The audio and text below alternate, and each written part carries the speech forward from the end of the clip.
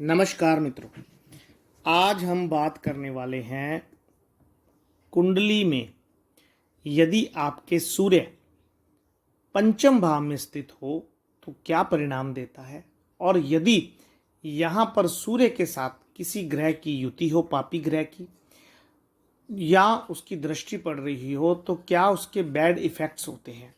तो ये जो जनरल प्रेडिक्शन बता रहा हूँ मैं, सभी कुंडलियों में सूर्य की डिग्री और सूर्य की स्थिति के अनुसार फल में भिन्नता आ सकती है। तो सामान्यतः सूर्य 5वें भाव में होने से व्यक्ति रचनात्मक और कलात्मक स्वभाव का होता है। इस स्थिति में व्यक्ति को शिक्षा और विद्या में सफलता मिलती है। व्यक्ति के नेतृत्व की क्षमता बहुत अच्छी होती है।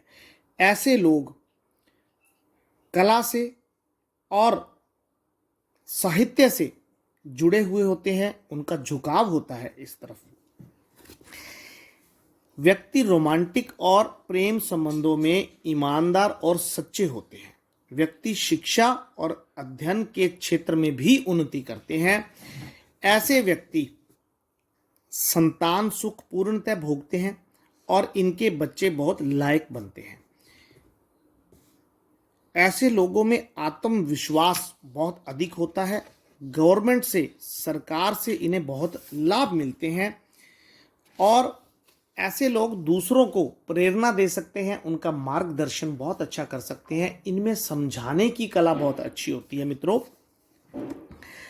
परंतु यदि ऐसे लोगों का सूर्य खराब स्थिति में हो, सूर्य के साथ ग्रहण में राहु हो या अन्य ग्रह के साथ सूर्य की स्थिति खराब हो इस घर में, तो बहुत से सावधानियां रखनी चाहिए। जैसे कि व्यक्ति को घमंड से बचना चाहिए, संतान के प्रति उसे धैर्य रखना चाहिए, जोखिम भरे निवेश नहीं करने चाहिए। इन्वेस्टमेंट करते समय सोच समझकर इन्वेस्टमेंट करनी चाहिए।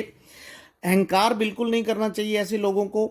प्रेम संबंधों में बहुत अधिक तुलनात्मकता की कंपैरिजन नहीं करना चाहिए। उसका प्रेम का उसे स्वीकार करना चाहिए।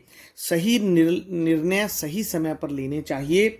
जल्दबाजी में निर्णय नहीं लेने चाहिए और संतान के प्रति सख्ती नहीं बरतनी चाहिए।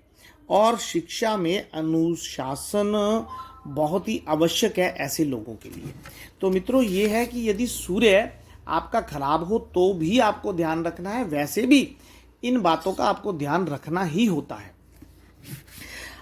इसके साथ साथ पंचम भाव में सूर्य वाले व्यक्ति को हमेशा उपाय के तौर पे सूर्य को जल देना चाहिए और सूर्य के जल के साथ साथ यदि हर रोज गायत्री मंत्र का जाप करते हैं तो और भी अच्छा परिणाम मिलता है।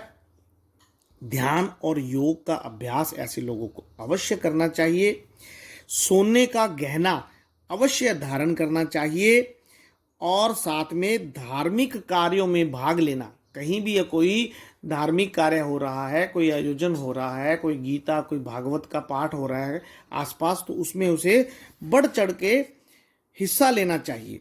और इसके साथ साथ संतान के साथ संबंध आपके मधुर बने रहें, इसके लिए आपको उनसे प्यार से बात करनी चाहिए। उन पर रोब नहीं, एकदम से रोब वाला काम नहीं करना चाहिए।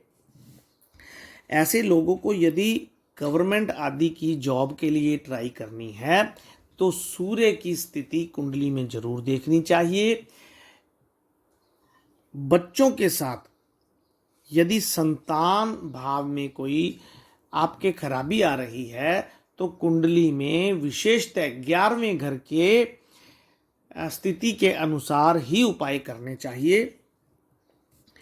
मित्रों, ये जो मैंने आपको उपाय बताए हैं ये सामान्य उपाय हैं सूर्य को मजबूत करने के लिए। इसके साथ साथ अन्य कार्य भी आप कर सकते हैं जो कि कुंडली देखकर, विशेषतः ये जो उपाय मैंने आपको बताए हैं सामान्य उपाय तो है ही, लेकिन कुंडली देखकर जो हम विशेष प्रेडिक्शन करते हैं उसमें रतन धारण करना, रुद्राक्ष धारण करना और विशेष मंत्र का जाप, विशेष हवन और यज्ञ आदि भी होते हैं। तो उसके लिए यदि आप हमसे कोई संपर्क करना चाहते हैं तो आप दिए गए नंबरों पे हमसे संपर्क कर सकते हैं। धन्यवाद। जय माता दी।